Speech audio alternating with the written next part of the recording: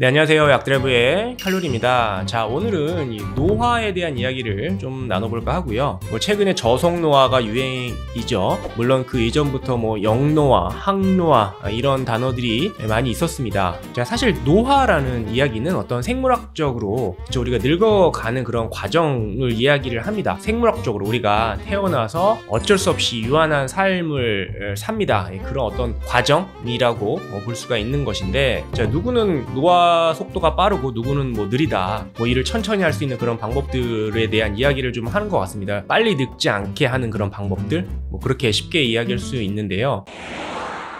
사실 노화라고 하는 것은 우리가 거스를 수가 없죠. 그 누구나 죽음을 맞이할 수밖에 없는데, 사실 이런 어떤 생물학적인 그런 노화의 단어를 사용하는 것보다는 현실적으로 우리가 노쇠라는 단어를 좀 생각해 볼 필요가 있을 듯 합니다. 즉, 우리가 노화하지 않는 그런 방법에 대해서 많이 이야기를 하지만, 그보다는 노쇠하지 않는 그런 방법에 대해서 좀 이야기를 해볼 필요가 있지 않느냐 하는 것이죠. 자, 노화와 비교해서 노쇠는 우리가 딱 들었을 때 좀 쇠약해 보이고, 그쵸, 병들어 보이고, 나약해 보이고, 좀 기운이 없어 보이고, 축 처져 있고, 구부정하고, 이런 상태를 이야기를 합니다. 노화했다라고 이야기를 들으면 좀 받아들이는 면이 좀 있죠. 누구나 다 겪는 거니까. 하지만 노쇠했다라는 이야기를 들으면 기분이 좀 안 좋습니다. 그쵸? 뭔가 되게 처량해 보이고 훨씬 더 늙었다라는 그런 생각을 하게 되는 거죠. 그래서 우리가 노화라는 단어보다는 노쇠라는 단어에 좀 초점을 맞춰서 건강 관리를 할 필요가 있지 않느냐라고 생각을 하는 겁니다.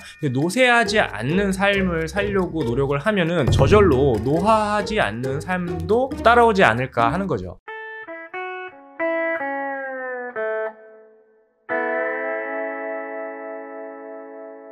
또한 노화라고 이야기를 하면은 굉장히 좀 광범위하게 느껴집니다. 그쵸? 어떻게 해야 될지 잘 모르겠고, 좀 막막한, 막연한 그런 느낌이 좀 있죠. 하지만 노쇠라고 이야기를 우리가 했을 때에는 조금 더 직관적이고 받아들이기 좀 이해하기 쉽습니다. 우리가 노쇠하지 않기 위해서 내가 해야 될 게 뭐가 있는지 좀 더 쉽게 받아들일 수 있고, 훨씬 더 자연스럽게 무언가를 실천하려는 그런 의지가 생길 수 있다라는 이야기입니다. 그래서 우리가 노쇠했다라는 이야기를 들었을 때 떠오르는 이미지들이 좀 있죠. 나이가 들었다고 해서 다 노쇠해 보이지는 않습니다. 그쵸? 어떤 어르신분들은 굉장히 건강한 그런 느낌을 보여주지만, 또 어떤 시니어분들은 굉장히 노쇠한 그런 느낌을 주게 되는데요. 그러니까 노쇠했다 안 했다, 어느 정도 노쇠했느냐를 판단하는 그런 기준이 여러 가지가 있습니다. 어떤 악력이라든지, 그쵸, 얼마나 힘을 줄 수 있느냐, 얼마나 빨리 걷는지, 보폭의 어떤 그런 걸음걸이에 관련된 지표들도 있고요. 그래서 이런 피지컬적인 측면에서 어떤 퍼포먼스를 얼마나 잘 나타내느냐를 통해서 노쇠했다 안 했다, 어느 정도 노쇠했다를 좀 평가하게 되는데, 여기서 가장 중요한 포인트는 바로 근육입니다. 근육량이 얼마나 받쳐주느냐에 따라서 여러 가지 지표들과 굉장히 밀접한 관계를 갖고 있거든요. 즉, 우리가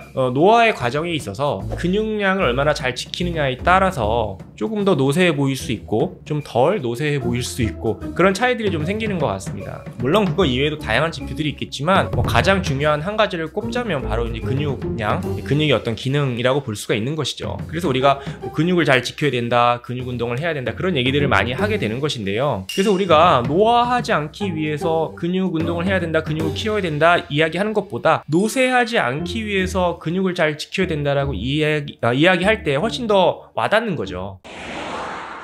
자, 그럼 노쇠하지 않기 위해서는 어떻게 해야 되느냐, 근육량을 잘 지키기 위해서는 어떻게 해야 되느냐, 다양한 방법이 있겠지만, 일단 식습관에서 가공 음식들을 좀 줄여야 됩니다. 어르신들 입맛도 없고 하다 보니까 간단하게 끼니를 때우는 경우들이 좀 많고요. 면 종류나 국수 이런 것들로 끼니를 때우는 경우들이 좀 많은데, 물론 어르신분들이 젊은 세대에 비해서 이런 가공식품, 인스턴트 식품들을 많이 섭취하지는 않지만, 그래도 의외로 굉장히 많이 섭취하는 그런 경우들을 좀 보게 됩니다. 그래서 어르신들과 이야기를 나눠보면 나는 인스턴트 이런 거 절대 안 먹는다라고 이야기를 하시지만, 실제로 섭취하는 음식들을 보면은 의외로 굉장히 많습니다. 그러니까 가공식품들을 굉장히 많이 드신다는 거죠. 그리고 내가 먹는 게 가공식품이다라는 걸 모르고 드시는 경우들도 굉장히 많거든요. 그러니까 어르신들이 생각하는 가공식품은, 인스턴트 식품은 햄버거나 피자나 치킨이나 이런 걸 이야기를 하는데, 그거 이외에도 우리가 먹는 식재료 중에서는 가공되어서 나오는 음식들이 굉장히 많다는 거죠. 엄밀히 이야기하자면은 쌀밥도 가공식품이라고 볼 수 있습니다. 원래 현미, 쌀에서 보정을 굉장히 많이 합니다. 그쵸? 많이 깎아야지 그 흰쌀이 나오거든요. 그래서 쌀밥보다는, 흰쌀밥보다는 좀 잡곡 위주의 있는 그대로의 통곡 위주의 어떤 탄수화물을 섭취하는 게 좀 좋을 것 같고요. 뭐 밥이 아니라 반찬을 살펴볼 때에도 의외로 가공식품들이 많습니다. 또 삼시세끼 식사 이외에도 은근히 많은 군것질을 많이 합니다. 빵, 떡 등등 이런 음식들을 자주 먹게 되는데 다 가공식품이라는 거죠. 그래서 이런 식품을 좀 배제한 식습관을 챙기시는 게 우리가 근육을 좀 지키면서 노쇠하지 않는 그런 첫걸음이라고 생각이 들고요.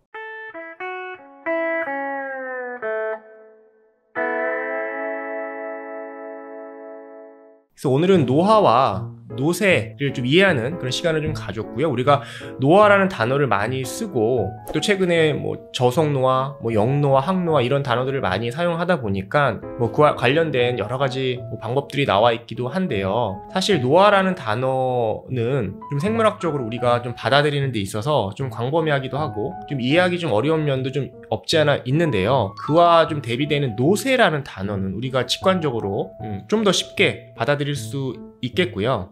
노쇠하지 않는 삶을 살려고 노력하면 자연스럽게 노화하지 않는 노화를 좀 늦출 수 있게 된다라고 생각을 합니다. 그래서 오늘은 노쇠라는 단어를 좀 곰곰이 한번 생각해보자. 노화라는 단어는 왠지 좀 어렵게 느껴지지만 우리가 노쇠하지 않는 그런 방법을 실천하는 방법을 좀 찾아보자 라는 이야기를 해봤습니다. 감사합니다.